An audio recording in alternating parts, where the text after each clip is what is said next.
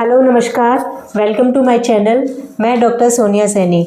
आज हम बात कर रहे हैं कि अगर आपको इनफर्टिलिटी है और आप बच्चे लगने का इलाज करवा रहे हैं तो ऐसे कौन कौन से टेस्ट हैं जो कि आपको करवाने होंगे, करवाए जाएंगे। तो इन केसेस में हस्बैंड और वाइफ दोनों के टेस्ट करवाए जाते हैं।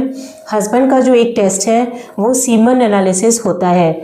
इसमें जो मोटी मोटी चीज़ें हैं जो नॉर्मली आपको पता होनी चाहिए वो कौन सी हैं।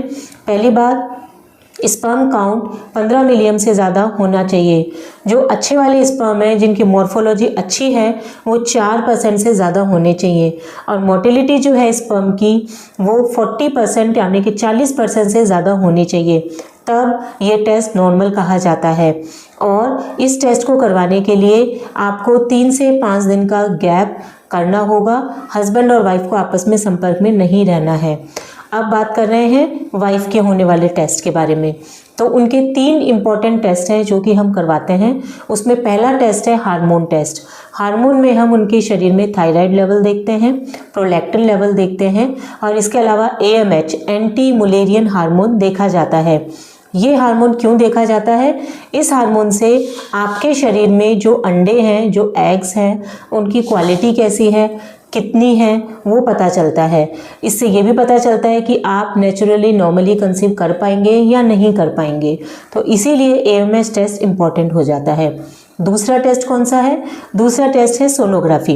सोनोग्राफी से आपकी बच्चेदानी का रास्ता, इसके अलावा जो ट्यूब्स हैं दोनों तरफ वो और ओवरी, ये देखी जाती हैं।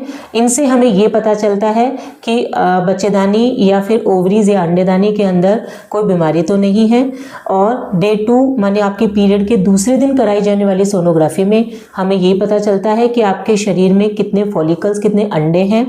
डे 14 मतलब पीरियड के 14वें दिन कराई जाने वाली सोनोग्राफी से हमें ये पता चलता है कि आपके शरीर में अंडे प्रॉपर तरीके से बन रहे हैं या नहीं बन रहे हैं।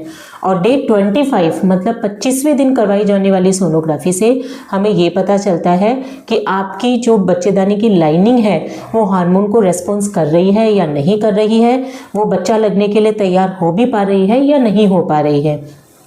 अब जो थर्ड लास्ट टेस्ट हम करवाते हैं वो है HSG, हिस्टेरोसाल्पिंजियोग्राफी।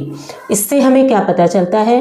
इससे हमें ट्यूब की पेटेंसी माने कि जो आपके बच्चेदानी और बच्चेदानी के पास में से जो 2 ट्यूब निकलती हैं उनकी पेटेंसी के बारे में हमें पता चलता है कि वो पूरी तरीके से ठीक हैं कि नहीं हैं। कोई जन्मजात विकृति तो नहीं है, बच्चेदानी के अंदर कोई जन्मजात विकृति तो नहीं है, उसका भी उस चीज़ से पता चलता है।